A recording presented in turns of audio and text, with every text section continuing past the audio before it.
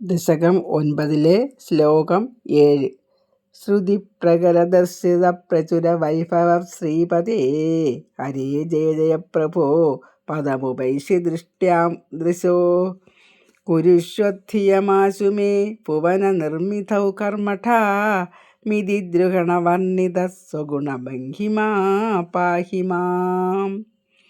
ഇതിൽ ശ്രുതിപ്രകരദർശിത, വേദങ്ങളിലൊക്കെ വിവരിച്ച എല്ലാ മഹിമകളോടും കൂടിയ പ്രചുര വൈഭവ ശ്രീപദേ, ഭഗവാനെ, വേദങ്ങളിലൊക്കെ വിവരിച്ച എല്ലാ മഹിമകളോടും കൂടിയ ഭഗവാനെ, ഹരേ ജയ ജയ, ഹരേ പാപങ്ങളെല്ലാം നശിപ്പിക്കുന്ന ഹരേ, ഹരേ ജയ ജയ ഭഗവാനെ, പ്രഭോ ഭഗവാനെ, പദമുപൈസി ശിഷ്ട്യാ ദൃശോ, ഭാഗ്യം കൊണ്ടാണ് അങ്ങയുടെ ദർശനം കിട്ടിയത്. കുരുഷ്വ ധിയാമാശു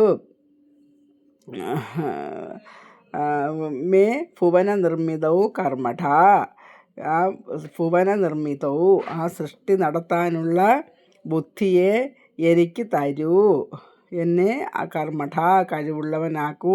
സൃഷ്ടി നടത്താൻ ബ്രഹ്മാവിനെ കഴിവുള്ളവനാക്കൂ എന്നാണ് ബ്രഹ്മാവാണ് ഭഗവാനോട് ഈ 3 വരികളിലും പറയുന്നത്.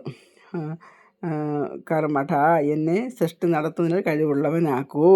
മിതി ദ്രുഹണ വർണ്ണിത സ്വഗുണ ഭംഗിമാ പാഹിമാ, എന്നിപ്രകാരം ബ്രഹ്മാവിനാൽ വർണ്ണിക്കപ്പെട്ട ധാരാളം വിവരിച്ച എല്ലാ ഗുണങ്ങളോടും കൂടിയ ഭഗവാനെ, നിന്തിരുവടി എന്നെയും കാത്തു രക്ഷിക്കണമേ എന്നാണ് അവസാനത്തെ വരിയിൽ മേൽപ്പത്തൂർ പറയുന്നത്.